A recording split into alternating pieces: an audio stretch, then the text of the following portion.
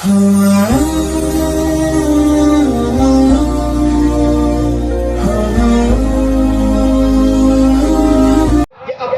کا ماحول، جلسوں میں بے پردگی کا ماحول، جلسوں کے اندر یہ میلے، یہ ٹھیلے اور یہ ساری واحد چیزیں جو آج سجائے جاتے ہیں، اس سے کس کو فائدہ پہنچتا ہے آپ بتائیں، خود فیصلہ کریں۔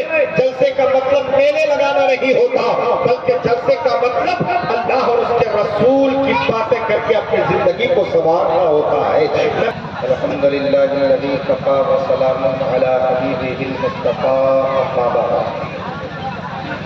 وقد قال اللہ تبارک وتعالی فی القرآن المجید والفرقان الحمید،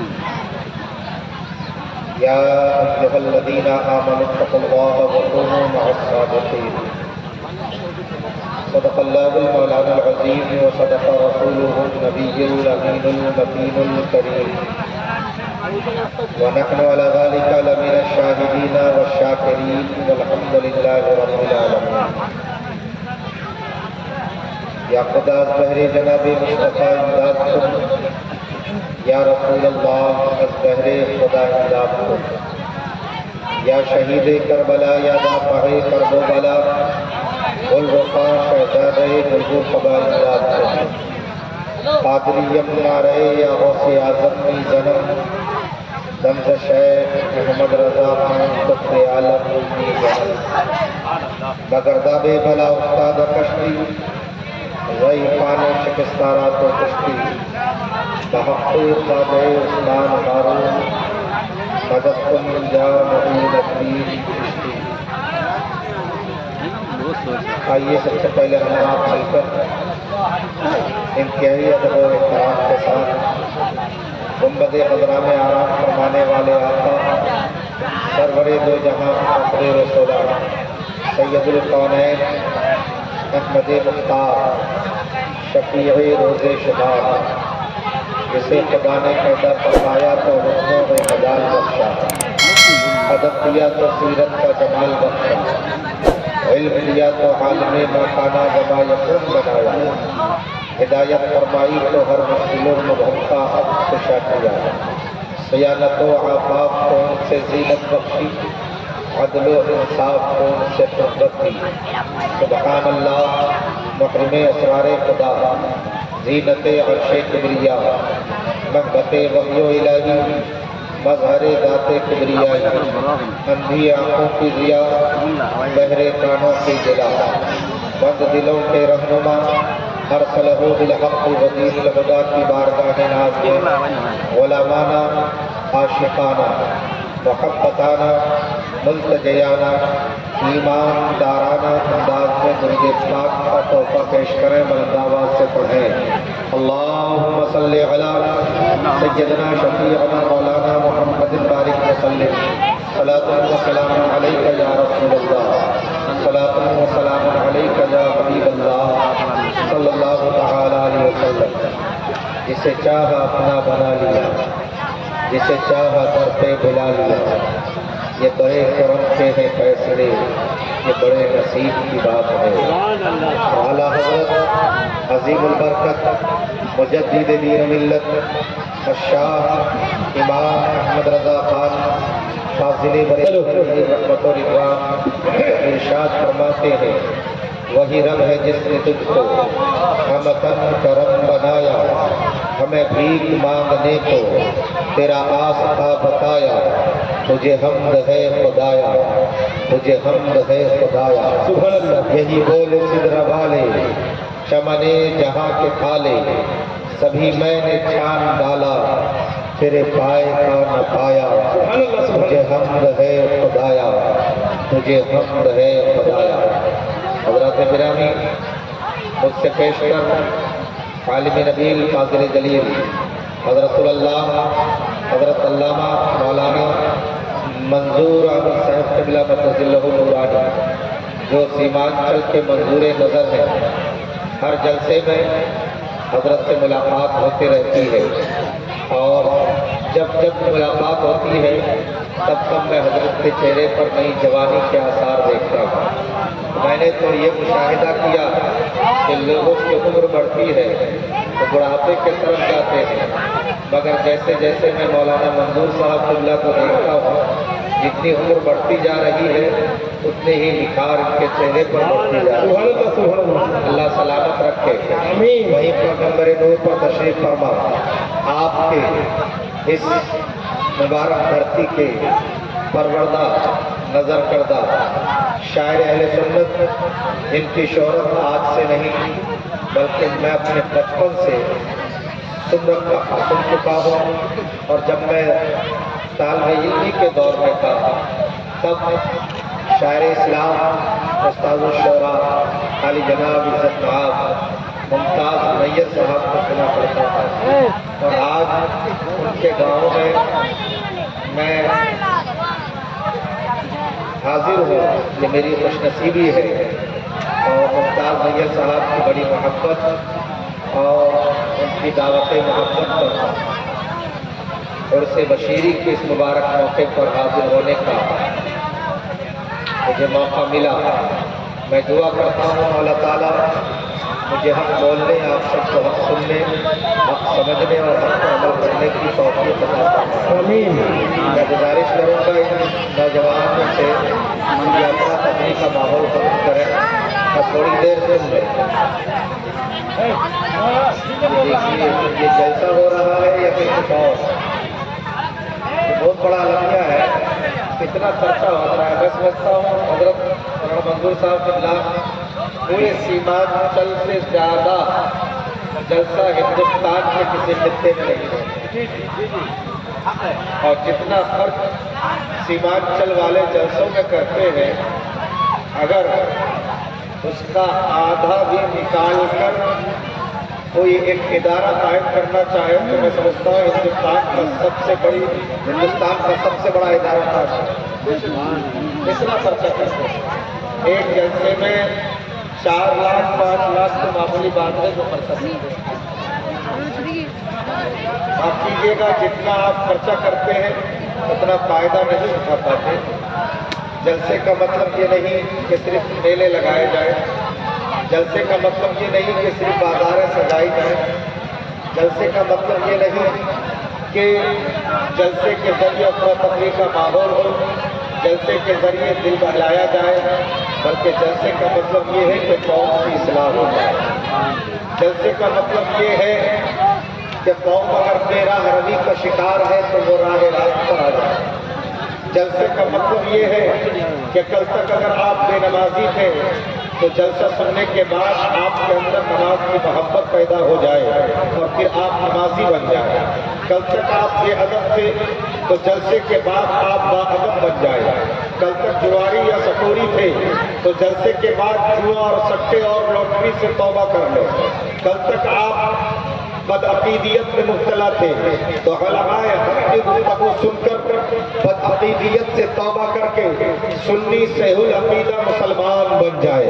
یہ جلسے کے فوائد میں شامل ہے، لیکن آج اہل سنت والجماعت میں یہ چیزیں نظر نہیں آ رہی ہے۔ بالخصوص سیمانچل کی دھرتی بہت زرخیز ہے اور یہاں پر علماء کی کمی نہیں ہے۔ الحمدللہ جس گاؤں میں جس دیہات میں پہنچ جائے وہاں علماء کی ایک کثیر تعداد پائی جاتی ہے اور سب جدید قسم کے علماء موجود ہوتے ہیں، لیکن کیا وجہ ہے کہ آج جہالت کا خاتمہ اس سیمانچل کی سرزمین سے نہیں ہو پا رہی ہے؟ اس پر ہمیں بھی توجہ دینے کی ضرورت ہے، اور بالخصوص علماء جو ہمارے اس زمین پر اس دھرتی پر رہ کر خدمت انجام دے رہے ہیں، بالخصوص زمینی طور پر کام کرنے کی ضرورت ہے۔ جلسوں میں لاکھوں لاکھ روپے خرچ ہوتا ہے مگر فائدہ 1 پیسے کا نہیں پہنچتا۔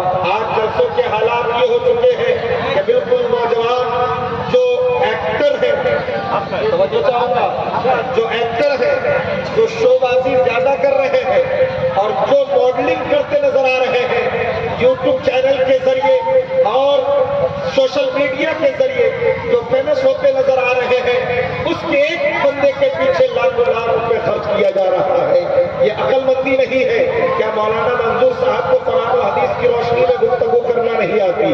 کیا یہاں پر مولانا ایوب مظہر صاحب جو آپ کے جلسے کے نقیب ہے، ایک بہترین قلمکار اور بہترین صلاحیتوں کے مالک ہے، کیا ان کو حدیث و رسول نہیں آتا؟ کیا ان کو حدیث اور قرآن کے ذریعے گفتگو کرنا نہیں آتی؟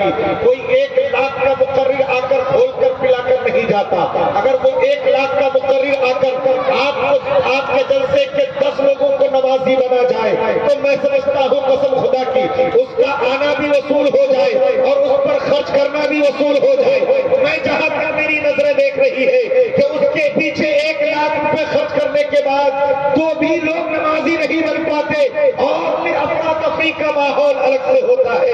صرف لوگ اس ایکٹر کو دیکھنے کے لیے آتے ہیں، اس کے جبوں دستار کو دیکھنے آتے ہیں، اس کے ڈائلاگ کو سننے کے لیے آتے ہیں. تھوڑی دیر سننے کے بعد پھر اس کے بعد مزہ ختم، پھر اس کے بعد اپنے گھروں میں جا کر وہی حالات ہو جاتے ہیں. سیمانچل کے سنی اور غیور مسلمانوں، اپنے اوپر توجہ دو اور اپنے بالخصوص ان لوگوں کو میں توجہ دلانا چاہتا ہوں جو قوم کے درمیان کچھ اہمیت رکھتے ہیں، جن کی بات مانی جاتی ہے، جو جلسوں کی دنیا میں پیش رہتے ہیں. خدارا جلسوں میں فضول خرچی بند کرو اور جلسوں میں مخلص علماء کو دعوت دے کر، مخلص شعراء کو دعوت دے کر جلسوں کی روحانیت کو قائم کیا جائے تاکہ اس روحانی جلسے سے ہمیں ہماری روح کو تسکین پہنچے، ہماری روح کو جلا ملے اور ہماری روح میں تازگی پیدا ہو.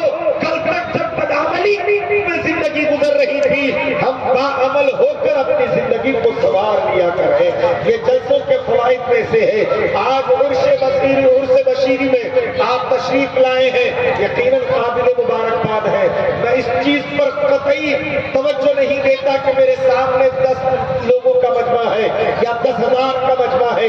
اگر 10 لوگ بھی ہو تو میں نے قرآن کریم کی آیت پڑھی ہے، کم من فئۃ قلیلۃ غلبت فئۃ کثیرۃ بإذن اللہ، کہ بہت سی کم جماعتیں کثیر جماعتوں پر غالب آ جایا کرتی ہے. آپ کم ہیں، مجھے اس کا کوئی غم نہیں، لیکن اگر آپ اپنی توجہ کو صحیح رکھیں، آپ سننا چاہیں اور اپنی توجہ کو میرے طرف مبذول کر دیں، اپنے دل کی کھڑکی کھولیں، اپنی سماعت کے ذریعے میری بات دل تک پہنچائیں تو یقیناً آپ کے دل کی دنیا بدلے گی اور آپ کی توجہ میرے طرف ہوگی، میری گفتگو پر ہوگی تو انشاءاللہ میرا دعویٰ ہے کہ آپ کے دل میں بزرگوں کی محبت بھی اترے گی اور دین کا جذبہ بھی پیدا ہوگا. یہ علماء کرام منبر شریف پر تشریف فرما ہے. قابل مبارکباد ہے صدر جلسہ جنہوں نے اس جلسے کے لیے کاوش کی محنتیں کی ہے اور دن رات ایک کر کے اس جلسے کو سجایا ہے.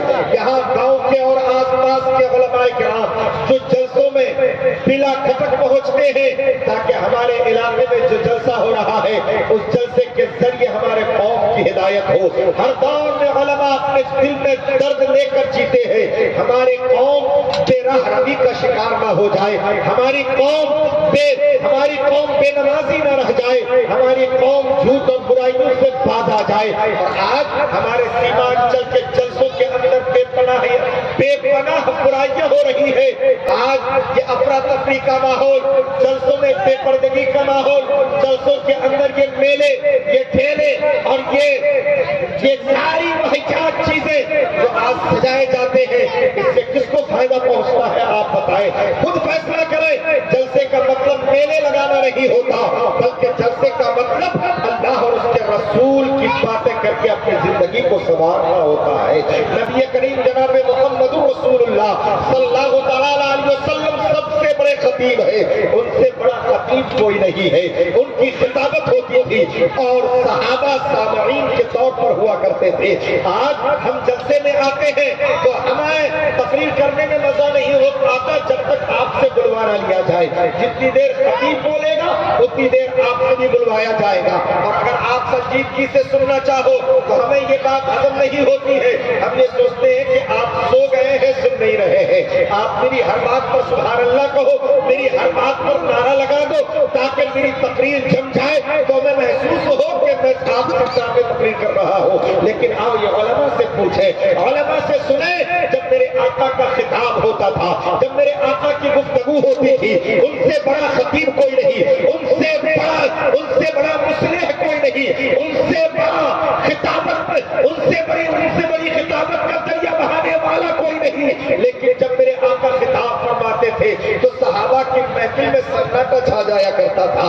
اس انداز میں صحابہ بیٹھتے تھے جیسے سوکھی لکڑی کا تنا کہ اس پر اگر کوئی پرندہ بھی بیٹھ جائے تو اس پرندے کو یہ محسوس نہ ہو کہ کسی انسان کے سر پہ بیٹھا ہے یا کسی لکڑی کے تنے پہ بیٹھا ہوا. یہ محفل ہوا کرتی تھی اور اس محفل میں روحانیت ہوتی تھی. اس محفل میں وہ چیز ہوتی تھی کہ میرے آقا جو بتاتے تھے صحابہ سننے کے بعد فوراً اس پر عمل کرنے کی کوشش کرتے تھے. آج ہمارے علماء کرام اسی چیز کی طرف توجہ دلائے کہ ہم زیادہ ہنگامہ آرائی سے کام نہ لیں. سنجیدگی کے ساتھ ہمارے جلسے ہو, سنجیدگی کے ساتھ کلام پڑھے جائے, سنجیدگی کے ساتھ خطابت ہو اور ایسی خطابت ہو جس سے ہمیں روحانیت ملے. آج حضرت بڑی معذرت کے ساتھ میں عرض کرنا چاہوں گا کہ خطابت کے لیے ہمارے منبر پر مسخرے آ رہے ہیں, مسخرہ پن زیادہ ہو رہا ہے.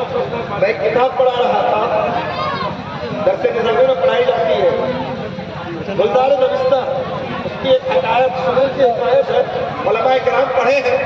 ایک بادشاہ لوگ پہلے زمانے میں مسخرے رکھتے تھے. مسخرہ جانتے کسی کا جو دل جوئی کرے, جو دل کو بہلائے ہنسائے, ہے نا.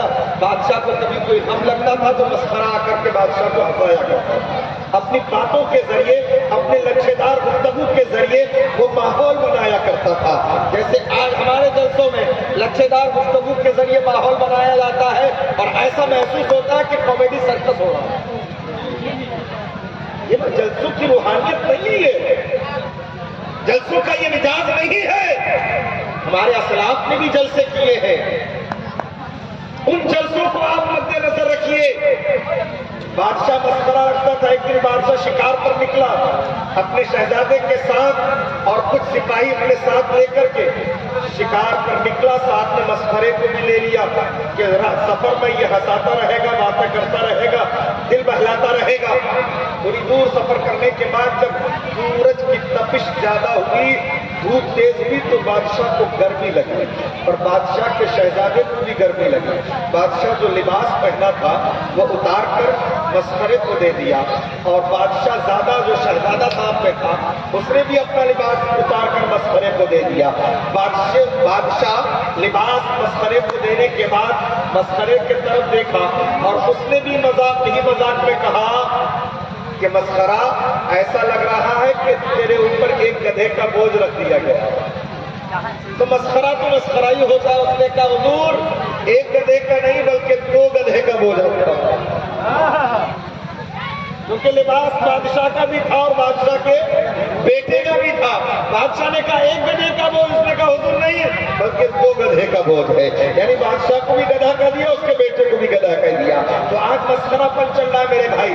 جلسوں کا مطلب یہ نہیں کہ کامیڈی کیا جائے, جلسوں کا مطلب یہ نہیں کہ ہنسایا جائے. ارے غوث اعظم بڑے پیر روشن ضمیر سیدنا عبد القادر جیلانی جو تمام ولیوں کے سردار ہیں, آج ایک اللہ والے کے محفل میں شرکت فرما ہے, آج ایک اللہ والے کی محفل سجائے ہوئے ہیں. علامہ بشیر صاحب قبلہ رحمت اللہ تعالی علیہ جن کے عرس کی محفل سجی ہے, پورا گاؤں گواہ ہے. اور میں نے جہاں تک سن رکھا ہے کہ علامہ بشیر صاحب قبلہ اپنے سر پر امامہ باندھے رہتے تھے ہر وقت, 5 وقت نماز کے پابند تھے. جنہوں نے دیکھا ہے وہ اس بات کو اچھی طرح جانتے ہوں گے. نماز 5 وقت کے پابند, تہجد گزار شخصیت, اچھے علم کے مالک اور لوگوں کی اصلاح کرنے میں ہم وقت کوشاں رہتے تھے. وہ علامہ بشیر صاحب تھے جن کا عرس آج آپ منا رہے ہیں. وہ بھی کسی ماں کے پیٹ سے جنم لے کر اس دھرتی پر پلے بڑھے اور انہوں نے علم دین مصطفیٰ حاصل کیا. سرکار غوث اعظم بڑے پیر روشن ضمیر سیدنا عبد القادر جیلانی تمام ولیوں کے سردار ہیں اور تمام ولیوں کے سردار اس انداز میں ہے کہ اللہ نے انہیں وہ مقام و منصب عطا فرمایا کہ سرکار غوث اعظم فرماتے ہیں قدمی ہاتھی علی رقبۃ کل ولی اللہ, کہ میرا یہ قدم تمام ولیوں کے گردن پر ہے. یہ سرکار غوث اعظم بڑے پیر روشن ضمیر کی زبان سے بات نکلی تو تمام ولیوں نے اپنی گردنیں جھکا لی ہے. تو غوث اعظم بھی خطاب فرماتے تھے. آج خطاب کے لیے ہمیں مائک کا سہارا لینا پڑتا ہے.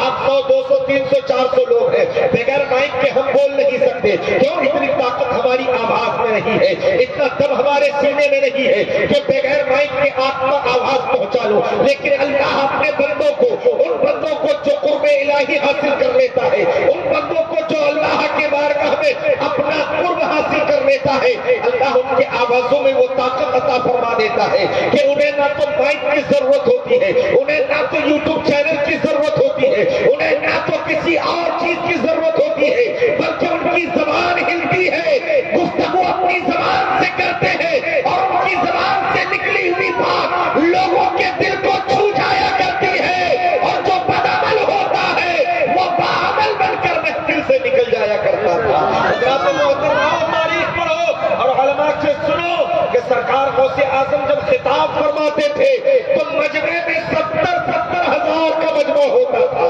70 ہزار کا مجمع سرکار غوث اعظم کے سامنے ہوتا تھا. کوئی مائک نہیں ہے, لیکن جو آواز سامنے بیٹھنے والے کو مل رہی تھی وہی آواز پیچھے والے کو مل رہی تھی. اللہ اکبر. یہ سرکار غوث اعظم بڑے پیر ہے جن کے تعلق سے اعلیٰ حضرت عظیم البرکت مجدد دین و ملت شاہ امام احمد رضا خان فاضل بریلوی فرماتے ہیں کہ واہ کیا مرتبہ اے غوث ہے بالا تیرا, اونچے اونچوں کے سروں سے ہے قدم اعلیٰ تیرا, اور سر بھلا کیا کوئی جانے کے ہے کیسا تیرا, اور کیا بولتے ہیں آنکھیں وہ ہے تلوا تیرا, اور کیا دبے جس پہ حمایت کا ہو پنجا تیرا, شیر کو خطرے میں لاتا نہیں کتا تیرا, اور تیری سرکار میں لاتا ہے رضا اس کو شفیع جو میرا غوث ہے اور لاڈلا بیٹا تیرا. سبحان اللہ, سبحان اللہ. کلام کا ہے, اعلیٰ حضرت نے کہا یہ لاڈلا بیٹا ہے.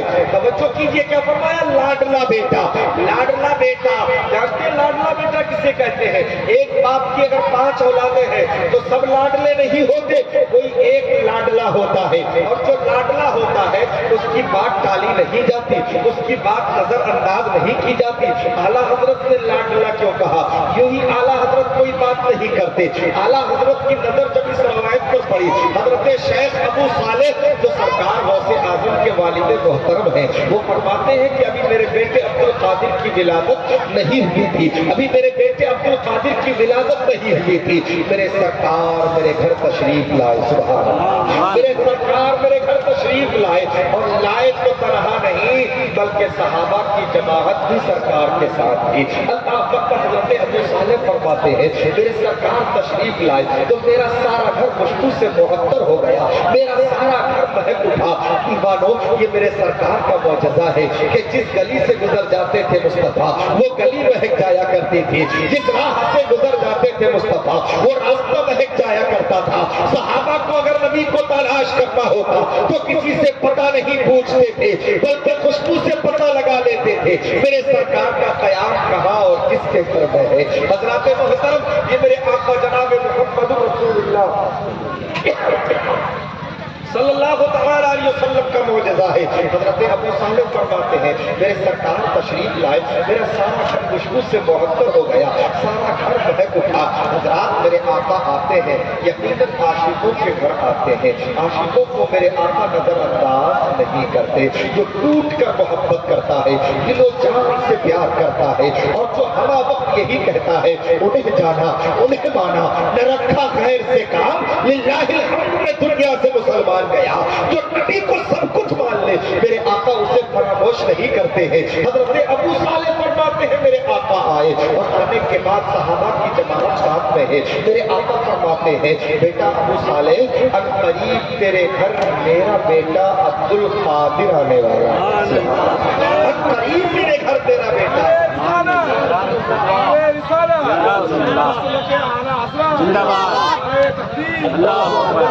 ان قریب تیرے گھر میرا بیٹا عبد القادر آنے والا ہے۔ اعلیٰ حضرت نے اس روایت کو پڑھی، پڑھنے کے بعد میں اعلیٰ حضرت کا عشق پکار اٹھا، یا رسول اللہ بیٹے تو آپ کے بے شمار ہیں اور آپ کے خاندان کا ہر پھول بے پناہ عظمتوں کا حامل ہے، اور آپ کے خاندان کا عالم تو یہ ہے کہ تیری نسل پاک میں ہے، بچہ بچہ نور کا، تو ہے عین نور، تیرا سب گھرانہ نور کا۔ یا رسول اللہ تیرے خاندان کا ہر فرد لائق احترام ہے، وہ ہمارے سر کے تاج ہے، لیکن آپ کے بیٹوں میں احمد رضا یہ سمجھتا ہے کہ آپ کا بیٹا عبد القادر آپ کا لاڈلا بیٹا ہے۔ یا رسول اللہ تو احمد رضا اس لاڈلے بیٹے کو آپ کی بارگاہ میں سفارشی بنا رہا ہے، تیری سرکار میں لاتا ہے، رضا اس کو شفیع جو میرا غوث ہے اور لاڈلا بیٹا تیرا۔ آپ تو اعلیٰ حضرت نے فرمایا جو میرا غوث ہے اور لاڈلا بیٹا تیرا، لاڈلا بیٹا کہا، اور اس کے بعد یوں ہی نہیں بلکہ میرے آقا نے فرمایا تھا میرا بیٹا عبد القادر تشریف لائے گا اور وہ بیٹا تمام ولیوں کا سردار ہوگا۔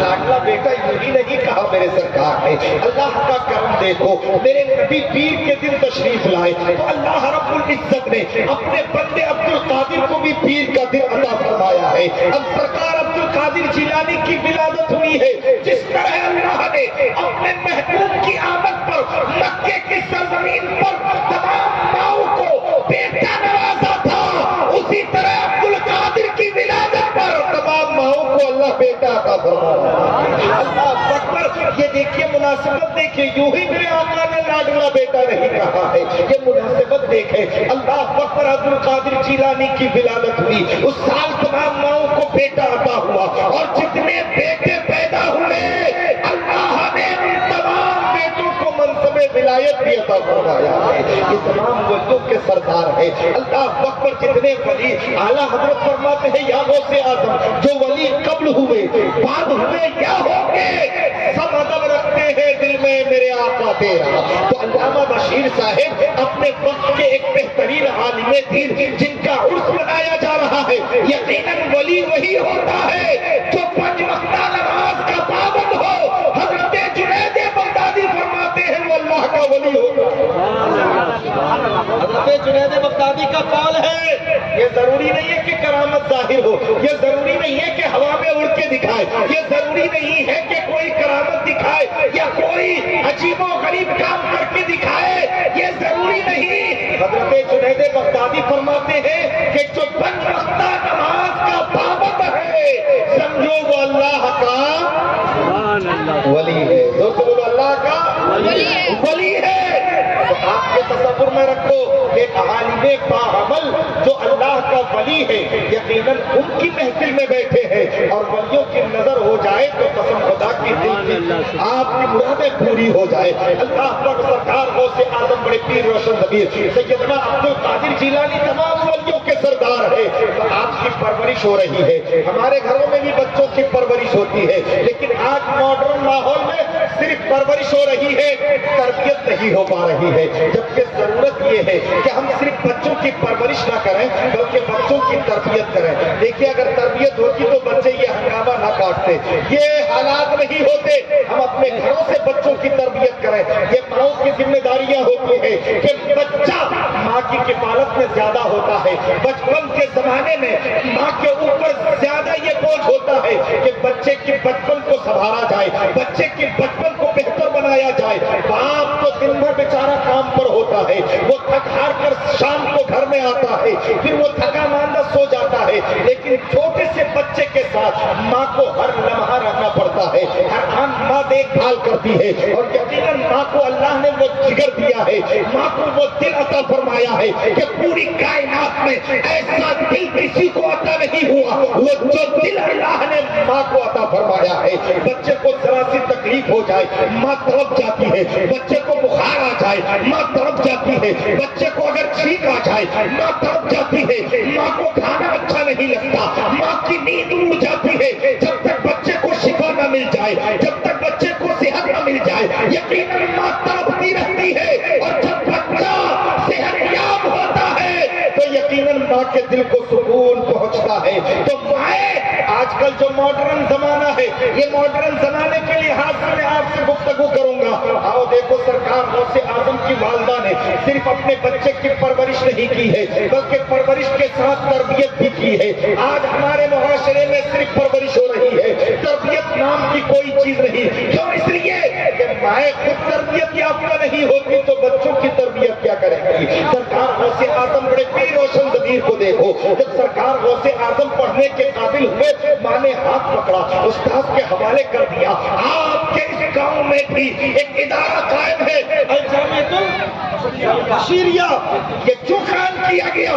صرف اس لیے کہ ہمارے بچے اس میں تعلیم حاصل کریں، اس میں تربیت پائے۔ علماء آپ کے یہاں ہوں گے، پڑھانے والے اساتذہ ہوں گے، آپ کے گاؤں میں مدرسہ ہے، کہیں دور جانے کی ضرورت نہیں، بلکہ مدرسے میں ایک عالم کی صحبت میں بیٹھ کر بچہ اچھا انسان بن جایا کرتا ہے، بچے کو اچھی تربیت ملتی ہے۔ سرکار غوث اعظم کی والدہ نے اپنے بچے کا ہاتھ پکڑا، استاد کے حوالے کر دیا، جبکہ سب جانتے ہیں کہ مادر ذات ولی ہے۔ یہ اللہ اکبر، پیدائشی ولی تھے غوث اعظم، اور اللہ منصب ولایت اسے عطا فرماتا ہے جس کو پہلے عالم بنا دیتا ہے۔ کوئی غیر عالم ولی نہیں ہو سکتا، اور ولایت کا بوجھ عالم کے علاوہ کوئی دوسرا اٹھا نہیں سکتا۔ اللہ ولایت اسی کو عطا فرماتا ہے جس سے پہلے علم دین مصطفیٰ سے ولی وہ نہیں ہے جو 10 انگوٹھیاں پہن لے اور 20 مالے اپنے گلے میں چڑھا لے، سوچتا ہے یہ ولی ہے۔ میرے بھائی، جو عالم ہوگا اس کے اندر سادگی ہوگی، جو عالم ہوگا اس کے اندر حیا کا زیور ہوگا، جو عالم ہوگا ان کی نگاہیں نیچی ہوگی، جو عالم ہوگا ان کے ذہن میں حدیث مصطفیٰ ہوگا، جو عالم ہوگا ان کی نگاہیں شریعت کے اوپر ہوگی، جو عالم ہوگا وہ شریعت کے حدود کو نہیں بڑھانا کرتا بلکہ ان کا ہر قدم شریعت مصطفیٰ کے مطابق اٹھتا ہے۔ وہ نائب رسول بن کر زمانے کے سامنے کھڑا ہوتا ہے، اور زمانے کا درد اور امت مسلمہ کے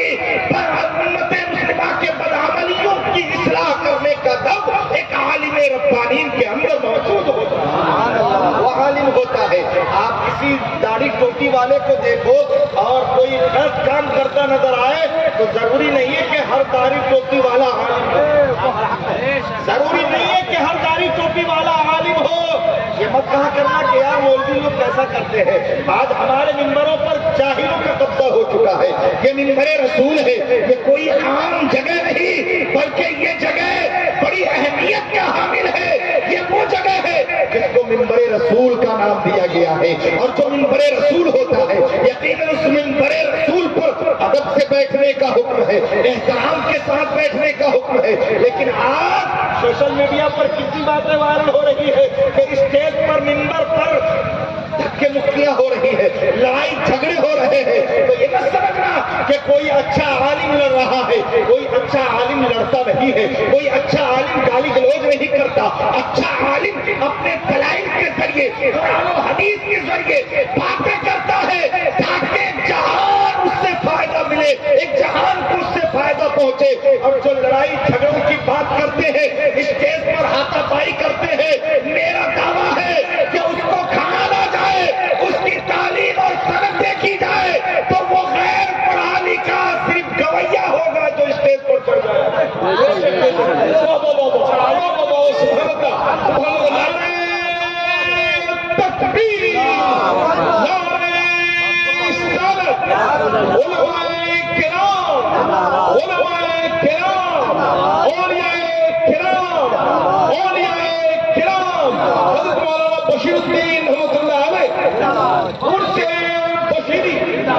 یہ اتنی خطرناک چیز ہے نا، یہ جو چل رہا ہے نا، اتنی خطرناک چیز ہے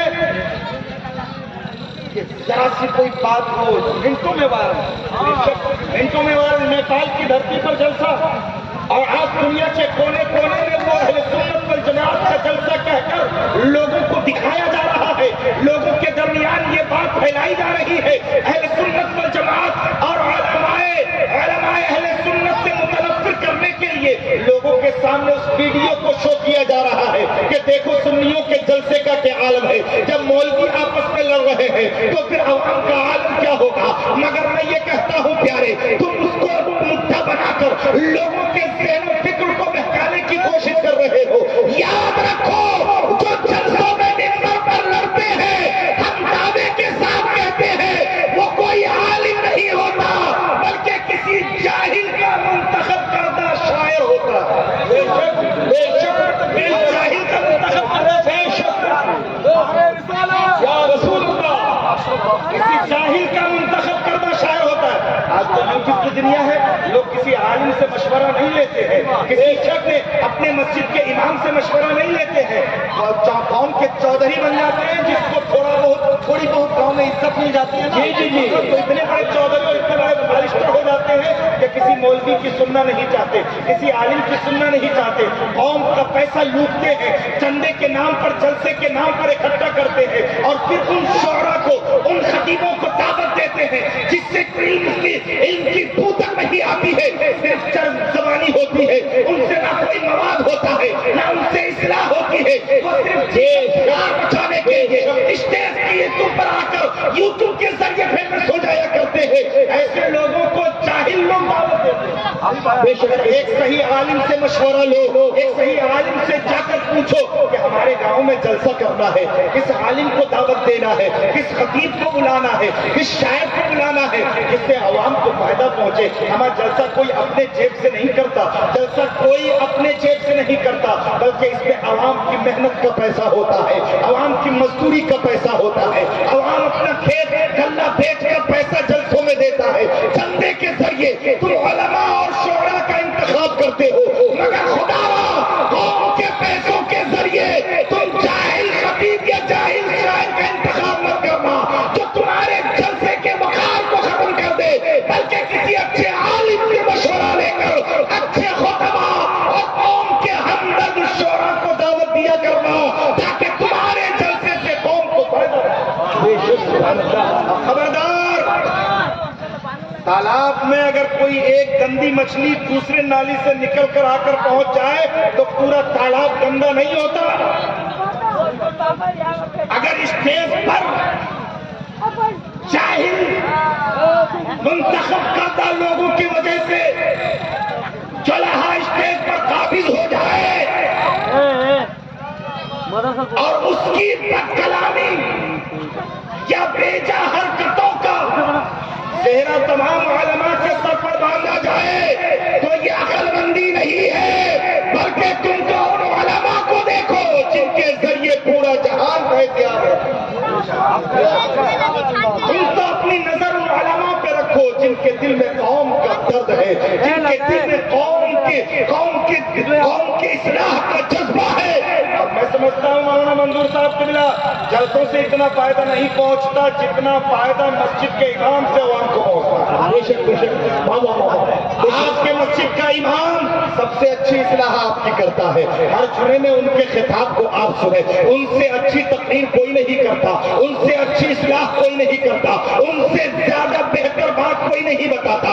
ارے وہ امام آپ کا جو 5 وقت نماز میں آپ کے لیے دعا کرے، وہ امام آپ کا جو آپ کے کھیت اور کھلیان کے لیے دعا کرے، آپ کے کاروبار کے لیے دعا کرے، آپ کی صحت کے لیے دعا کرے، آپ کی مغفرت کے لیے دعا کرے، آپ کے گھر میں خیر و برکت کی دعا کرے، آپ کے ہر لمحے آپ کے ساتھ ہو، آپ کے بچے کے کان میں پڑھے اذان آپ کا امام، آپ کے مردوں کے لیے ایصال ثواب کرے آپ کا امام، آپ کے گھر میں مرنے والے کی جنازہ پڑھائے آپ کا امام، ہر معاملے میں امام۔ لیکن جب کوئی بڑا جلسہ ہوگا صاحب تو امام کا نذرانہ صرف 200 روپے کا ہوگا، وہ تو گھر کے ہیں، اور جو ماڈرن لوگ ہیں اور جو شوبازی کرتے ہیں ان کے لیے 40 50 ہزار کا نذرانہ، اور ساتھ میں نخرے بھی اٹھانا ہے کہ ہم کو یہ کھانا ہے وہ کھانا ہے، وہاں ٹھہرنا ہے یا نہیں ٹھہرنا ہے، ڈاک ٹکٹ بھی سننا الگ ہے، یہ سارے نخرے اٹھا کر گرا قدر رقم دے کر 1 گھنٹہ 1.5 گھنٹہ آپ کے درمیان رہا، پھر گاڑی پر بیٹھا چلا گیا، اور پھر آپ سے کوئی کلام نہ کوئی گفتگو نہ آپ کے لیے دعا۔ لیکن ذرا سوچو کہ جو امام 2400 گھنٹے تمہارے درمیان رہے اور تمہارے ہر خوشی ہر غم میں شامل رہے، تم اس کو نظر انداز کرتے ہو تو قسم خدا کی کل میدان محشر में तुम्हें इसका हिसाब बे शक देना पड़ेगा, देना पड़ेगा इसका हिसाब कि तुमने बाहर वालों को तरजीह दी और घर वालों को नजरअंदाज किया। यकीन जानो अगर तुम उसे घर में मोहब्बत दोगे और तुम उसे घर में इज्जत दोगे, तुम उसे घर में इज्जत दोगे तो यकीनन बाहर वाले भी उसे इज्जत देने पर मजबूर हो जाएंगे। तुम उनके मर्तबे को समझो। इमाम कौम का मुक्तदा होता है, इमाम पेशवा होता है, इमाम बादशाह की हैसियत रखता है। खबरदार अपने इमामों के सामने जबान दराजी मत करना, अपने इमामों के सामने आप बाअदब होकर खड़े होना, इमाम से अच्छे मशवरे लेना। अगर जलसे करना हो आप अपने मस्जिद के इमाम को बुलाकर उनके मशवरे से उलमा और खुतबा का तयन करना ताकि तुम्हारे जलसे कामयाब हो और तुम्हारे जलसों में लड़ाई झगड़े ना हो। यूट्यूब देख कर मत किया करो। हजरत एक जलसे में गए तो देखा हमने एक देवबंदी शायर, सुन्नियों का जलसा और देवबंदी शायर। मैंने कहा देख कर मैंने कहा भाई तुझे किसने बुला लिया? मैंने कहा तुझे किसने बुलाया? का दावत मिली है, कमेटी वालों ने फोन किया। मैंने किस कमेटी वालों ने फोन कर बुलाया? मैंने 2-3 लोगों को। मैंने कहा भाई ये बताओ इस पर कितनी दावत दी? बोले हजरत हमने दावत दी थी। मैंने कहा तुम्हें मालूम है कौन है?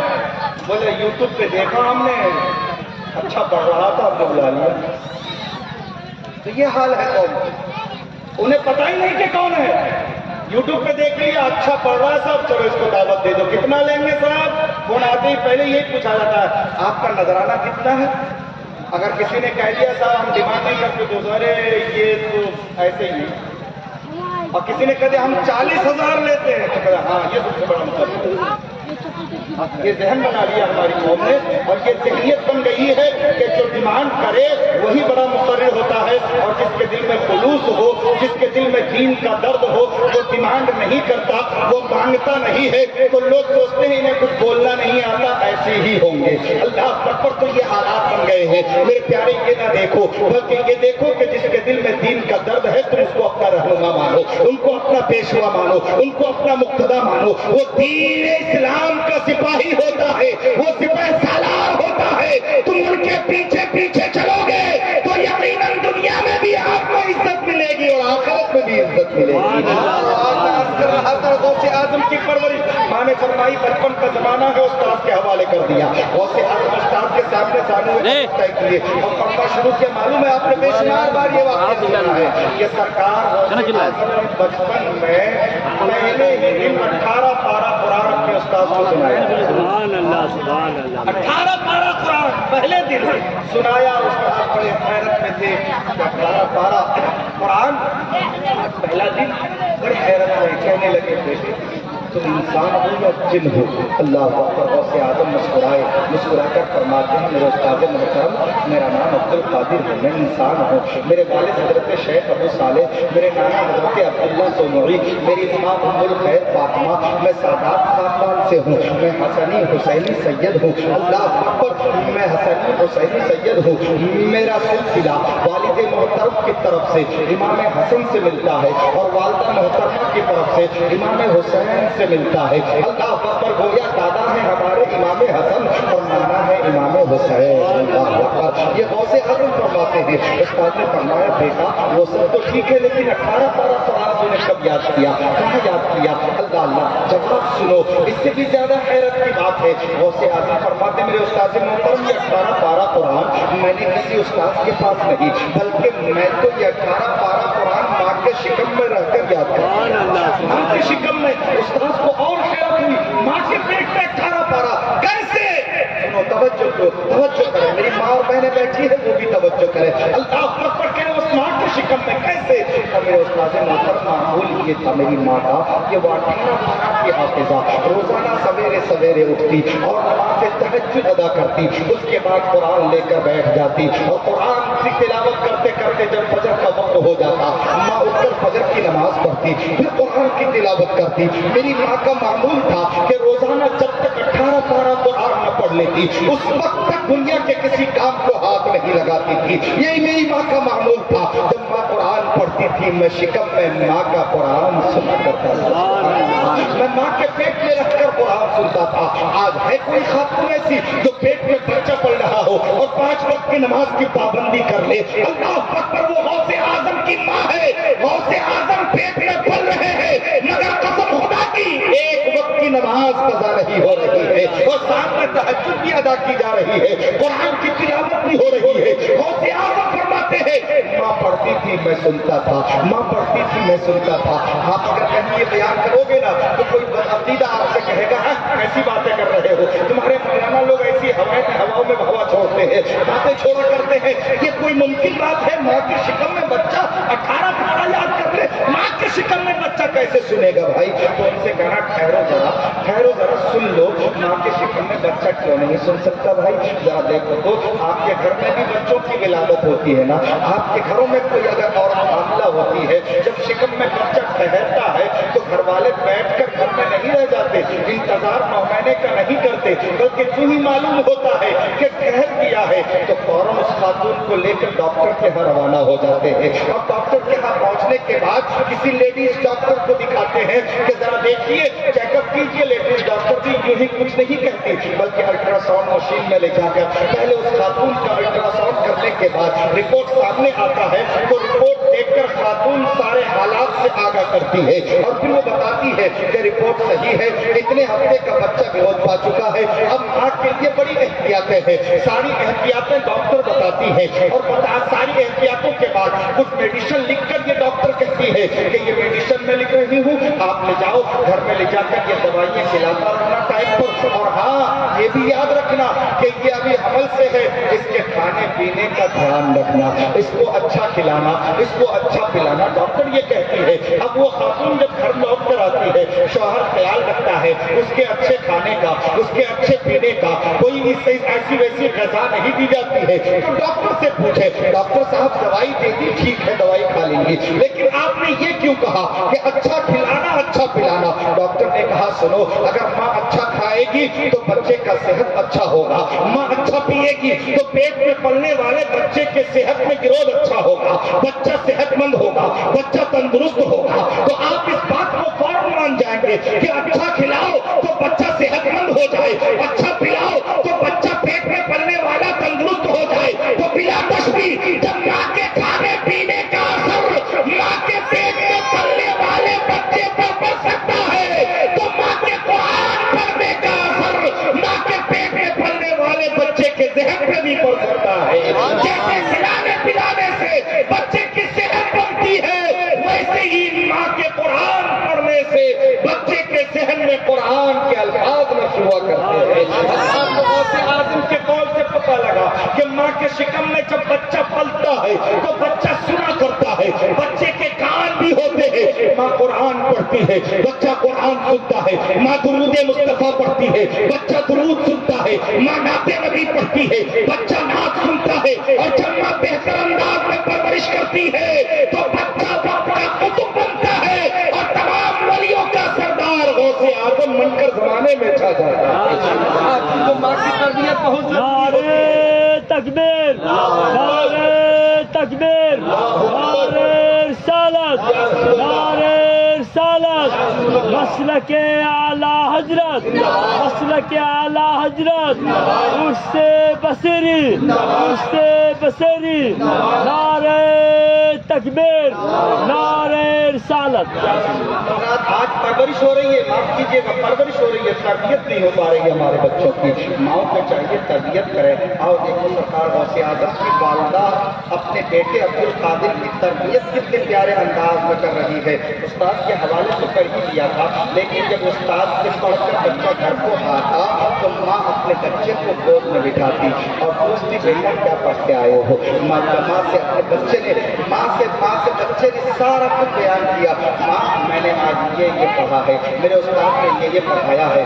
ماں نے اپنے بچے کے پیشانی کا بوسہ لیا اور بچے کی تعریف کرتے ہوئے فرمانے لگی بیٹا تم نے بہت اچھا بنا ہے ماشاءاللہ. اللہ آپ کو ترقی دے. آپ بھی اپنے بچوں سے کچھ باتیں کر لیا کریں, بچوں کو اپنے پاس بٹھا کر اس کو کچھ اچھی باتیں بتایا کریں, جس طرح غوث اعظم کی والدہ کرتی تھی. اللہ اکبر, ماں کی گود میں بیٹھا ہے بچہ, ماں نے کہا بیٹا پڑھ کے آ گئے, سبحان اللہ, آپ بہت اچھا پڑھ رہے ہیں, تعریف کریں بچے کی, تاکہ بچے کے جذبات میں نکھار پیدا ہو جائے. بچہ دوسرے دن اسکول یا مدرسہ جانے سے پرہیز نہ کرے, بلکہ فوراً خود بخود تیار ہو جائے. اب بچے کی تربیت کس انداز میں ہوگی, میری مائیں دھیان کرے, اور جن کے باپ بیٹھے ہیں وہ باپ بھی دھیان کر لے, کیونکہ آج ماں باپ کی توجہ بچے کے اوپر بالکل نہیں. آج ہمارے پاس جو موبائل ہے نا, یہ سب سے بڑی خطرناک چیز ہے. آج اگر چھوٹا سا بچہ گھر میں پریشان کرتا ہے حضرت, تو ماؤں کو بہت اچھا عالم ہو گیا ہے, میرا بچہ پریشان نہ کرے, جھٹ موبائل اٹھاتی ہے, بچے کو پکڑا دیتی ہے. اب بچہ موبائل لے کر گھر میں بیٹھا ہے, پتہ ہی نہیں چلتا کہ گھر میں کوئی بچہ ہے یا نہیں, وہ ایک کونے میں بیٹھا ہے. اب نہ اسے ماں سے مطلب ہے, نہ اسے باپ سے مطلب ہے, نہ اسے کھانے سے مطلب ہے, نہ اسے پینے سے مطلب ہے, کچھ نہیں اس بچے کے سامنے. اب وہ بچہ موبائل میں گم ہے, موبائل میں کیا کیا نہیں ہوتا ہے. اب نیٹ کا دور ہے, بغیر نیٹ ریچارج کیے تو کسی کا کھانا ہضم نہیں ہوتا. اب بچے کی انگلیاں چل رہی ہے, موبائل چل رہا ہے, وہ فحاشیاں دیکھ رہا ہے, وہ ننگی ننگی تصویریں دیکھ رہا ہے. آپ کا چھوٹا سا بچہ, میں نے مانا کہ آپ پریشانی سے بچ گئے اور آپ کا سارا کام گھر کا ہو جا رہا ہے. میں سمجھتی ہے موبائل پکڑا دو, گھر کا سارا کام نپٹا لوں گی, کھانا بھی بن جائے گا, کپڑے بھی دھو لوں گی, جھاڑو پوچھا بھی ہو جائے گا, سارا کام گھر کا نپٹا لیتی ہے. بچہ تنگ نہیں کرتا, بچہ پریشان نہیں کرتا, کیوں اس کے ہاتھ میں موبائل ہے. آپ سمجھتے ہیں بڑا سکون ہے, مگر قسم خدا کی بچوں کے ہاتھ میں موبائل دینا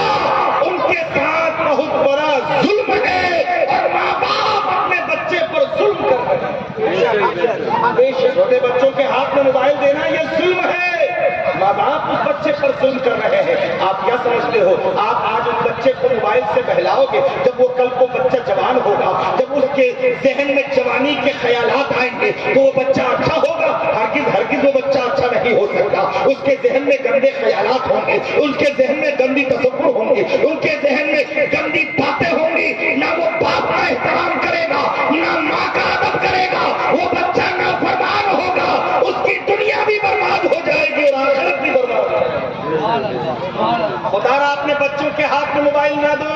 ہمارے اسلاف کی ماں نے اپنے بچوں کی تربیت کی کس انداز میں کی, آؤ پیارے دیکھو. سرکار غوث اعظم کی تربیت ہو رہی ہے, ماں نے گود میں لیا اور گود میں لے کے کہا بیٹا اللہ ایک ہے, بیٹا اللہ ایک ہے. غوث اعظم کی سمجھ میں آ گیا اللہ ایک ہے, بیٹا وحدہ لا شریک ہے, وہی عبادت کے لائق ہے, کوئی دوسرا عبادت کے لائق نہیں. ہماری پیشانی جھکتی ہے تو صرف اللہ کے سامنے جھکتی ہے. وہی خالق ہے, وہی مالک ہے, وہی رازق ہے, رزق دینے والا وہی, مارنے اور چلانے والا وہی, بغیر اس کے حکم کے پتا بھی نہیں ہلتا. کیا کبھی آپ نے اپنے بچوں کو بتایا, کیا آپ نے کبھی اپنے بچوں کو سکھایا کہ اللہ ایک ہے وحدہ لا شریک ہے؟ نہیں, یہ باتیں کرنا نہیں آتی ہے ہمیں, یہ باتیں ہم اپنے بچوں کو گود میں لے کر نہیں کیا کرتے. یہی وجہ ہے کہ ہمارے بچے ذہنی خلجان میں مبتلا ہوتے ہیں, پھر بچے کو بعد میں بڑی دقتیں آتی ہیں. آج ماڈرن دور ہے, ماڈرن زمانہ ہے, بچہ 2.5-3 سال کا ہوا, باپ انگلش میڈیم تلاشنا شروع کر دیتا ہے. جو بہتر اسکول ہو اس اسکول میں لے جا کر بچے کا ایڈمیشن کرا دیا جاتا ہے. ابھی بچہ کچھ نہیں جانتا, بچے کی سمجھ میں کچھ نہیں ہے, اسکول میں گیا اور اس بچے کو لائن پہ کھڑا کر دیا جاتا ہے. پڑھانے سے پہلے اس کو پیجز کے لیے کھڑا کیا جاتا ہے, اس کو ہاتھ دھلوایا جاتا ہے, سوریہ نمسکار کروایا جاتا ہے, زمین کی طرف توجہ دلائی جاتی ہے, اور اس بچے کے تصور میں یہ بات بٹھائی جاتی ہے یہ سورج جو چمک رہا ہے یہ بھی پوجنے کے قابل ہے, یہ دھرتی جس پر کھڑے ہو اس کو بھی پوجا جاتا ہے, یہ 4 ٹانگ والا جانور جو چل رہا ہے اس کو بھی پوجو, یہ اونچے اونچے جو پہاڑ نظر آ رہے ہیں اس کو بھی پوجو, لمبے لمبے موٹے تراوت دست نظر آ رہے ہیں اس کو بھی پوجا جاتا ہے. گویا یہ تصور دیا جا رہا ہے وہاں کوئی مذہب نہیں دیکھا جاتا, چاہے وہ کسی بھی مذہب کا ہو, چاہے وہ کسی بھی دھرم کا ہو. اگر اسکول میں عیسائی ہے, یہودی ہے, نصرانی ہے, ہندو ہے, مسلمان ہے, سب کو ایک ہی سر پہ کھڑا کر دیا جاتا ہے اور سب کو یہی پہ یہ کرایا جاتا ہے, سب کو ہاتھ چھڑوایا جاتا ہے. اب بتاؤ مسلمانوں, جب تمہارے بچے کے ذہن میں ایک خدا کا تصور نہ ہوگا, تمہارے بچے کے ذہن میں خدا وحدہ لا شریک کا تصور نہ ہوگا, ایک مالک کے حقیقت کا تصور نہ ہوگا, تو بچہ ہم کس کو پوجیں؟ یہ آسمان پر چمکنے والے سورج کو پوجیں، یا رات کو چاندنی پھیلانے والے چاند کو پوجیں، یا اس زمین کی پوجا کریں، یا چاند ٹانگ والے جانور کو پوجیں، یا یہ موٹے تناور درختوں کو پوجیں؟ کون میرا رب ہے؟ کون اللہ ہے؟ کون خالق ہے، مالک ہے؟ تو میرے دیوانوں، اسلام کے چاہنے والوں، اپنے بچوں کو بچپن سے ہی ٹرین کر دو، جب ماں کی گود میں ہونا تو انہیں بتاؤ اللہ ایک ہے، وحدہ لا شریک ہے، وہی عبادت کے لائق ہے، کوئی دوسرا عبادت کے لائق نہیں، کوئی دوسرا عبادت کے لائق نہیں، اسی کی عبادت ہوتی ہے، اسی کی پوجا ہوتی ہے، ہمارا سر صرف اللہ کے سامنے جھکتا ہے، کسی اور کے سامنے نہیں۔ حضرات یہ تصور دو بچوں کو، تاکہ آپ کا بچہ اسکول جائے، آپ کا بچہ کالج جائے، آپ کا بچہ کسی یونیورسٹی میں جائے تو اس کے ذہن میں یہ تصور موجود ہو، نہیں یہ سورج اس کو پیدا، اس کو کوئی پوجنے کے قابل نہیں، بلکہ ہم تو خالق کے سورج کو پوجتے ہیں، ہم تو سورج بنانے والے خدا کی عبادت کرتے ہیں جس نے چاند کو بنایا۔ بس سیٹی ختم کرو، سو گئے درود پاک پڑھیے، اللہم صلی علی سیدنا شفیعنا مولانا محمد بارک وسلم۔ آپ اپنے بچوں کو اسکول بعد میں بھیجو، پہلے عاشق رسول بنا دو، پہلے عاشق رسول بنا دو۔ ہمارے بزرگوں کی ماؤں نے یہی کیا تھا، اپنے بچوں کو تعلیم تو دی تھی لیکن بچپن سے ہی عشق رسول کا جذبہ عطا فرما دیا تھا۔ آؤ غوث اعظم کی زندگی کو دیکھو، ماں تربیت فرما رہی ہے، کہہ رہی بیٹا اللہ ایک ہے، وحدہ لا شریک ہے، اسی اللہ کی عبادت کرو، کوئی دوسرا عبادت کے لائق نہیں، اللہ اکبر، کوئی دوسرا عبادت کے لائق نہیں۔ ماں نے جب بتایا تو بچے کی سمجھ میں بات آ گئی، اللہ ایک ہے، وحدہ لا شریک ہے۔ پھر ماں کہتی ہے بیٹا یہ مسجد ہے نا، اس میں اللہ کی عبادت ہوتی ہے، اور ایک عبادت گاہ ہماری مکے کے اندر ہے جس کو کعبہ کہتے ہیں۔ غوث اعظم فرماتے ہیں وہاں کیا ہوتا ہے؟ کہا بیٹا وہاں ایک عبادت ایسی ہوتی ہے پوری دنیا میں وہ عبادت کہیں نہیں ہو سکتی۔ غوث اعظم فرماتے ہیں بیٹی ماں جب وہ عبادت وہی ہوتی ہے کہیں اور نہیں تو اس عبادت کو کیا کہا جاتا ہے؟ ماں نے کہا بیٹا وہ طواف ہے، طواف صرف اور صرف کعبے میں ہے، اس کے علاوہ کہیں طواف نہیں ہوتا، وہ منفرد عبادت ہے جو وہیں جا کر ہوتی ہے۔ اللہ اکبر، بچے کے ذہن میں کعبہ ہے، بچے کے ذہن میں طواف ہے، ماں بولتی جا رہی ہے بیٹا وہاں مقام ابراہیم بھی ہے۔ بچے نے کہا ماں یہ مقام ابراہیم کیا ہے؟ کہا بیٹا مقام ابراہیم وہ پتھر ہے جس پتھر پر حضرت ابراہیم خلیل اللہ کھڑے ہو کر خانہ کعبہ کی تعمیر فرما رہے تھے، اور اس پتھر پر حضرت ابراہیم خلیل اللہ کے قدم پاک کا نشان موجود ہے، اور وہاں کعبے میں وہ پتھر موجود ہے، وہاں پر لوگ نفل نماز ادا کرتے ہیں۔ اللہ اکبر، غوث اعظم پوچھتے اپنی جان اور کیا ہے؟ ماں کہتی ہے بیٹا ایک پتھر خانہ کعبہ میں اور ہے جس کو حجر اسود کہتے ہیں۔ غوث اعظم نے فرمایا ماں یہ کیسا پتھر ہے؟ بچہ ماں کہتی ہے بیٹا یہ جنت سے آیا ہوا پتھر ہے، یہ پتھر بوسہ دیا جاتا ہے، اس پتھر کو چوما جاتا ہے۔ غوث اعظم فرماتے ماں پتھر کیوں چومتے ہیں؟ پتھر چومنے کے لائق نہیں۔ ماں کہتی ہے ہاں پتھر چوما نہیں جاتا مگر یہ وہ پتھر ہے، یہ چومتے اس لیے ہے کہ میرے رسول نے اس پتھر کو چوما ہے۔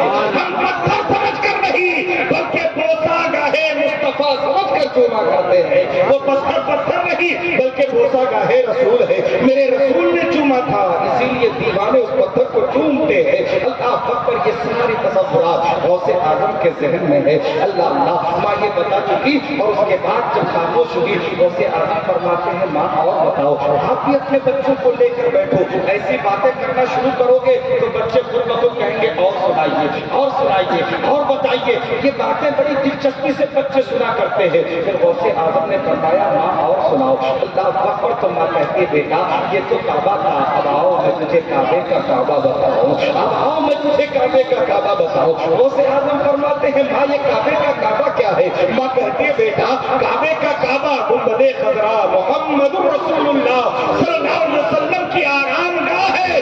اعلیٰ حضرت پکار اٹھے حاجیوں آؤ شہنشاہ کا روزہ دیکھو، ارے کعبہ تو دیکھ چکے اب کعبے کا کعبہ دیکھو، کعبہ تو دیکھ چکے اب کعبے کعبے کا کعبہ دیکھو. ماں بتانا شروع کرتی بیٹا وہ کعبے کا کعبہ ہے, وہ نہ ہوتے تو کعبہ نہ ہوتا, وہ نہ ہوتے تو یہ زمین نہ ہوتی, وہ نہ ہوتے تو یہ آسمان نہ ہوتا. اللہ نے اپنے محبوب کے صدقے میں اس جہان کو وجود بخشا ہے. بیٹا وہ نہ ہوتے تو نہ تم ہوتے نہ ہم ہوتے. آدم کو پیدا نہ کیا جاتا, کسی چیز کو اللہ وجود عطا نہ فرماتا. انہی کے صدقے میں یہ کائنات بنائی گئی ہے. وہ تمام نبیوں کے سردار ہیں. اللہ نے سب سے پہلے اپنے نور سے اپنے محبوب کے نور کو پیدا کیا اور اس نور محمدی کے صدقے میں سارا جہان وجود میں آیا ہے. بیٹا وہ کعبے کے کعبہ ہے. اللہ اکبر. بیٹا وہ لاجواب ہے. اللہ غوث اعظم فرماتے ماں وہ کیسے تھے؟ ماں کہتی بیٹا وہ لاجواب, ان جیسا کوئی نہیں ہے. ان کے حسن کا جواب نہیں, ان کے گفتار کا جواب نہیں, ان کے دندان کا جواب نہیں, ان کے آنکھوں کا جواب نہیں, ان کے پتے سماعت کا جواب نہیں, ان کے ہاتھ کا جواب نہیں, ان کے چلنے کا جواب نہیں, ان کے لب و رخسار کا جواب نہیں. بیٹا وہ لاجواب تھے. اللہ اکبر. یہ ساری باتیں بتاتی ہے ماں. کیا آج مائیں یہ باتیں بتا رہی ہے؟ مسلمانوں, اے قوم کے نوجوانوں, اپنے بچوں کو گود میں لے کر بتاؤ کہ نبی ایسے تھے. بتاؤ میرے مصطفیٰ کا چہرہ کیسا تھا. بتاؤ میرے مصطفیٰ تمام نبیوں میں لاجواب تھے. بتاؤ میرے مصطفیٰ کے چہرے کا جواب نہیں. بتاؤ میرے مصطفیٰ کے دندان مبارک کا جواب نہیں. بتاؤ میرے مصطفیٰ کے نظر عنایت کا جواب نہیں. بتاؤ میرے مصطفیٰ کے اشاروں کا جواب نہیں. بتاؤ میرے مصطفیٰ کے زلف عنبری کا جواب نہیں. بتاؤ اپنے بچوں کو تاکہ بچہ بچپن سے ہی عاشق رسول بن جائے. ماں نے یہ ساری باتیں بتائی غوث اعظم کو, تو غوث اعظم کے حالات ایسے ہو گئے کہ چلتے پھرتے یا رسول اللہ کا نعرہ لگاتے تھے. چلتے پھرتے یا رسول اللہ کا نعرہ لگ رہا ہے. لبیک اللہم لبیک کی صدائیں ہیں. اللہ اکبر. یہ غوث اعظم ہے. بچپن کا زمانہ ہے, دیوانہ بنے ہوئے ہیں. کعبے کا تصور ہے, مدینے کا تصور ہے. اللہ اکبر. ایک دن بھاگتے ہوئے آئے اور کہنے لگے ماں ماں مجھے اجازت دو. ماں نے کہا بیٹا کہاں جاؤ گے, بیٹا کہاں جاؤ گے؟ غوث اعظم فرماتے ہیں امی جان میں جانا چاہتا ہوں, کعبہ جانا چاہتا ہوں, مدینہ جانا چاہتا ہوں. ماں کہتی بیٹا کیسے جاؤ گے؟ کہا ماں قافلہ دیکھ کے آیا ہوں, ملاقات کر کے آیا ہوں, قافلہ روانہ ہو رہا ہے. کہا مجھے اجازت دو, میں اسی قافلے کے ساتھ مکہ جاؤں گا. اللہ اکبر. ماں نے اپنے سینے سے لگایا ہے, پیشانی کو بوسہ دیا اور بوسہ دے کر ماں کہتی ہے بیٹا یقیناً تم جاؤ گے, ضرور جاؤ گے. میرے رسول بلائیں گے, تمہاری بھی حاضری ہوگی. مگر بیٹے ابھی تم کم سن ہو, کم عمر ہو, ابھی جا نہیں سکتے. سفر کی مشقتوں کو تم برداشت نہیں کر پاؤ گے. سفر بڑا طویل ہے, بڑی دھوپ کی شدت ہوتی ہے, پیاس کی تمہاست ہوتی ہے. اللہ اکبر. بیٹا ابھی میں تجھے اجازت نہیں دے سکتی. غوث اعظم کے آنکھوں میں آنسو آ گئے, رونے لگے. ماں کی آنکھیں بھی بھر آئی ہے. اللہ اکبر. ماں نے پیشانی کا بوسہ لیا, بچے کو تسلی دی. وہ سعادت میں بچے کبھی ماں باپ کی بات ٹالا نہیں کرتے.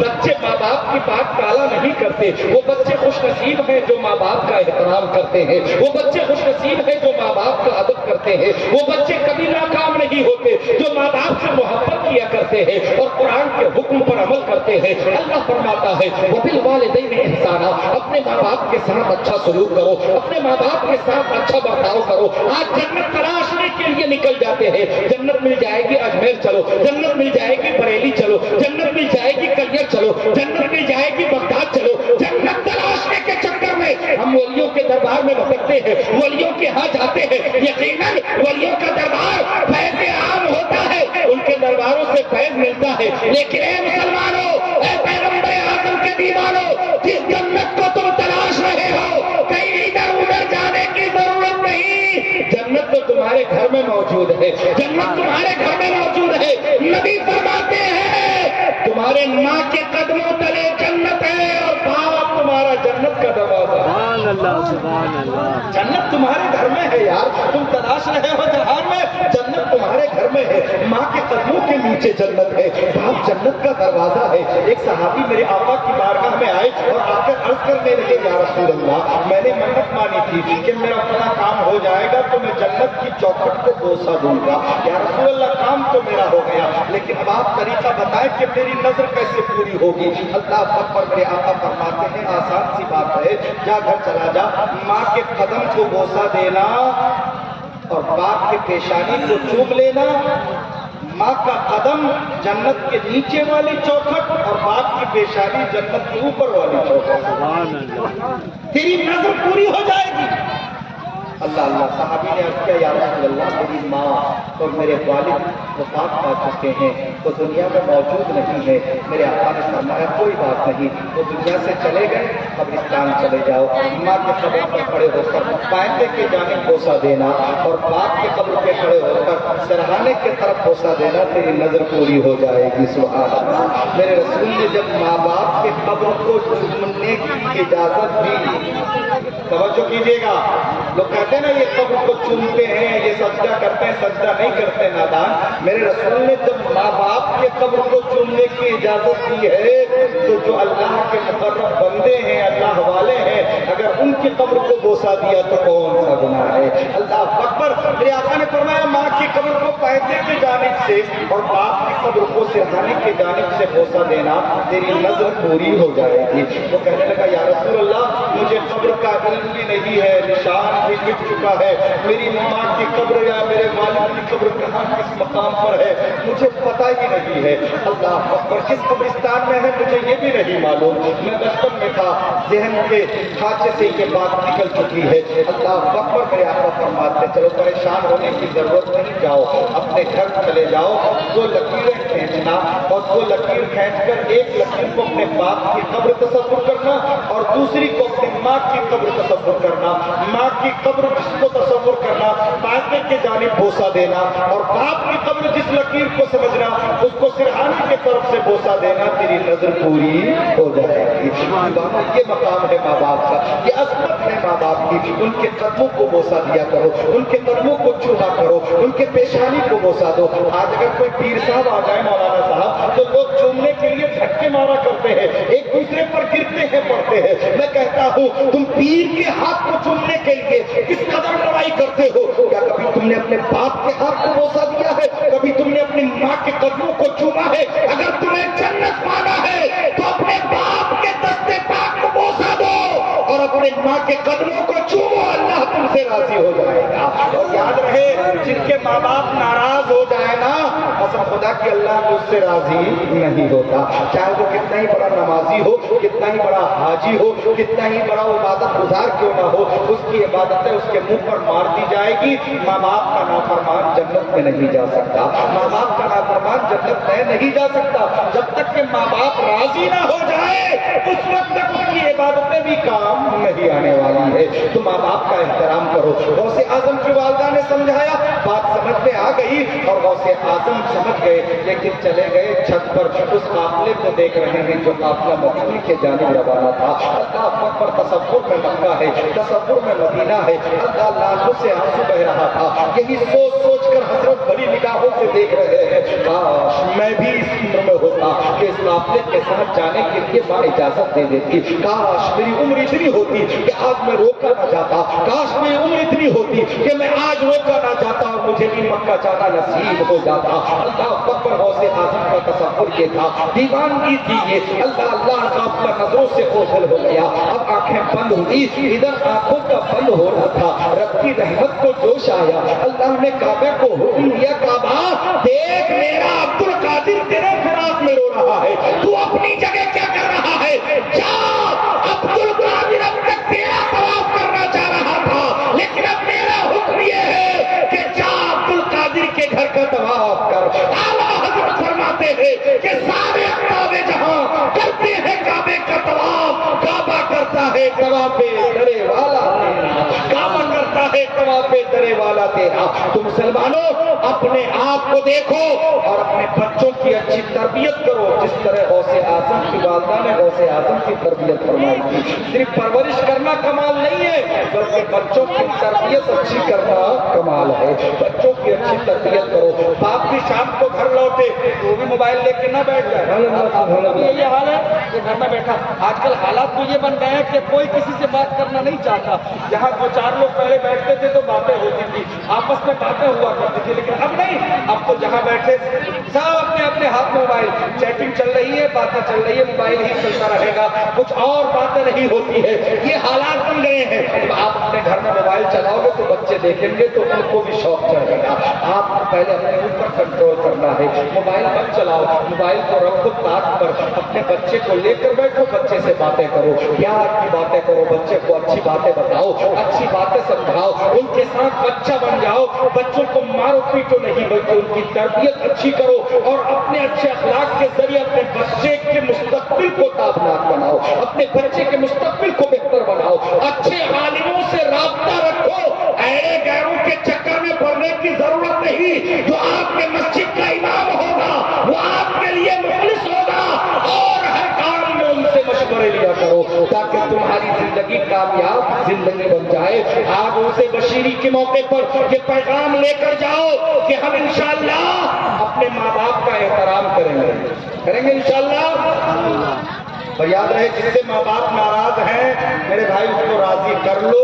خدا کی قسم, ماں باپ کی رضا میں اللہ اور اس کے رسول کی رضا ہے. اگر چاہتے ہو کہ مالدار بن جاؤ نا, مالدار بننا چاہتے ہو نا, تو روزانہ ماں باپ کے حق میں دعائیں کیا کرو, اللہ تمہیں مالدار بنا.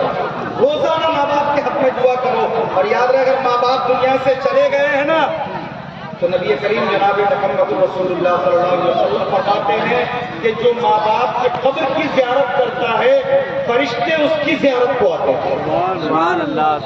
کبھی ماں باپ کی قبر دفن کر کے آنے کے بعد شاید کبھی عید کے موقع پہ پہنچ جائے یا قربانی کے موقع پہ پہنچا, اس کے بعد پلٹ کر نہیں دیکھتا ہے. ساری زمینیں ہڑپ کے بیٹھے ہو, ساری جائیداد اپنے قبضے میں لیے بیٹھے ہو, جو دولت کمائی باپ نے سب کچھ لیے بیٹھے ہو, کیا یاد آتی ہے باپ کی کہ میرے باپ نے اتنا زمین میرے حق میں چھوڑا ہے, میرے باپ نے اتنی دولت میرے حق میں چھوڑا ہے, میرے باپ نے اتنی پراپرٹی مجھے بنا کر دیا ہے, میرے باپ نے یہ مکان بنایا ہے جس میں ہم سو رہے ہیں, میرے باپ نے یہ دولتیں دی ہے. کیا کبھی یاد آیا اور باپ کے قبر پہ جا کے کبھی الحمد شریف پڑھی, کبھی سورہ فاتحہ کی تلاوت کی, کبھی چاروں کل پڑھا؟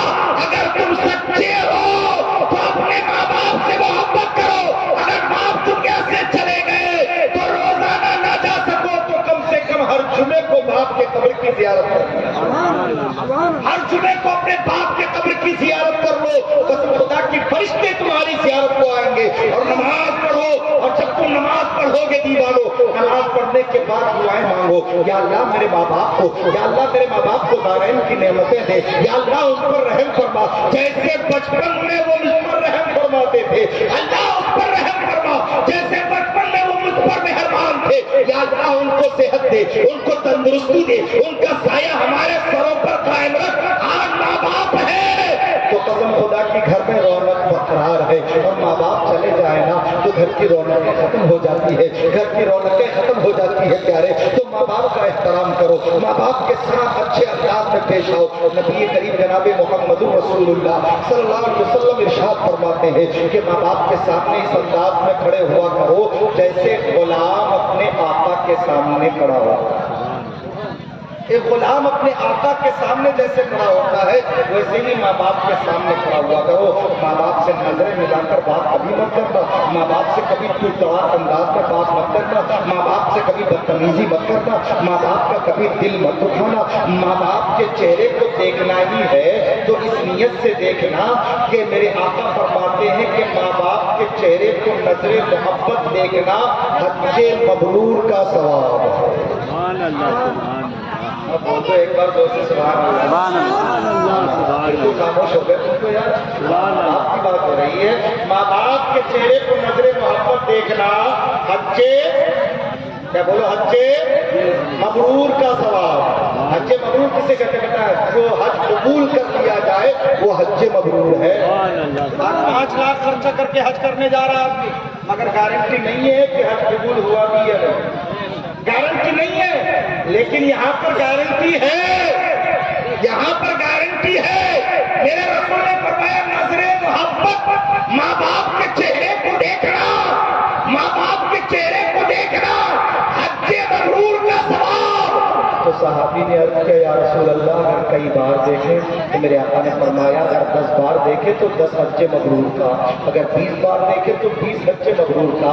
اللہ اللہ، صحابی بڑھاتے جا رہے ہیں، میرے آقا بھی بڑھاتے جا رہے ہیں، اور 100 بار دیکھے تو میرے آقا فرماتے ہیں اس کے خزانے میں کمی نہیں ہے، اگر 100 بار دیکھے تو 100 حج مبرور کا۔ سبحان اللہ، قربان جاؤ مسلمانوں، آپ ماں باپ کے چہروں کی زیارت کیا کرو، کہیں گھر سے نکلو تو سویرے سویرے ماں باپ کے چہرے کو دیکھ کر گھر سے نکلا کرو، ماں باپ کے چہرے کو محبت سے دیکھ کر نکلو گے تو قسم خدا کی بگڑتے ہوئے کام بن جائیں گے، جو کام رک گئے ہیں وہ بھی ہو جایا کریں گے، آپ کا ہر کام بن جائے گا، آپ کا دن بہتر ہوگا، آپ کو ترقیاں ملے گی۔ ماں باپ سے محبت کیا کرو، ان سے کبھی زبان درازی نہ کرو، بیوی کے چکر میں آ کر ماں باپ کو دھتکارا نہ دیا کرو، ماں باپ کو کبھی بھوکا نہ رہنے دینا، اپنی بیوی کو کے بھی حقوق ادا کرو، لیکن ماں باپ کو دیکھو جہاں پر بیوی کے حقوق ہیں وہیں پر ان سے کہیں بڑھ کر ماں باپ کے حقوق آپ کے اوپر لازم ہے۔ ماں باپ کا احترام کرو، کبھی اس کی دل آزاری نہ ہونے دینا،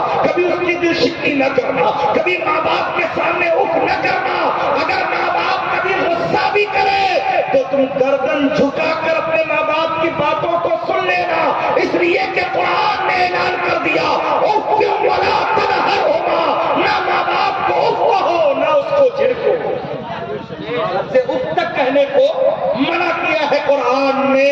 تو میرے بھائی اف تک نہ کہنا، ماں باپ کا احترام کرو، ماں باپ کا ادب کرو، ان سے محبت کرو، ان کی محبت دنیا اور آخرت کی بھلائی کی ضمانت ہے۔ چاہتے ہو کہ ترقی کے منزل پر فائز ہو جائے تو ماں باپ سے محبت کرو، ان کے لیے دعائیں کرو، اللہ تمہیں ترقی دے گا، اللہ تمہیں کامیاب کر دے گا، اللہ تمہیں دونوں جہان کی نعمتوں سے نواز دے گا۔ اگر کسی سے کسی کے ماں باپ ناراض ہے تو گھر جائے ان کو راضی کرے، ہم ماں باپ کے سامنے جا کر کھڑے ہو جاؤ گے نا وہ خود بخود تمہاری غلطیوں کو معاف کر دیں گے۔ دل تو ایسا ہے کہ بچے کی ذرا بھی تکلیف انہیں برداشت نہیں ہوتی۔ تو آج کے لیے اتنا ہی کافی ہے، بس میری باتوں کو اپنے دل میں جگہ دے اور کہیں انشاءاللہ، زور سے بولے انشاءاللہ، ماں باپ کا ادب و احترام کریں گے، انشاءاللہ کریں گے نا، انشاءاللہ ہاتھ اٹھا کر بتائیں سب ماں باپ کا احترام کریں گے، ان سے کبھی جھگڑیں گے نہیں، بیوی کے چکر میں ان کو کبھی گالی گلوچ نہیں کریں گے، انشاءاللہ بیوی کے بھی حقوق ادا کرو، ماں باپ کے بھی حقوق ادا کرو، نمازوں کی پابندی کریں گے انشاءاللہ، کہیے انشاءاللہ نمازوں کی پابندی ہوگی انشاءاللہ، اچھے انسان بنو، اچھے اخلاق کے ساتھ زندگی گزارو، بزرگوں کے طریقے پر چلو، یہی پیغام ہے۔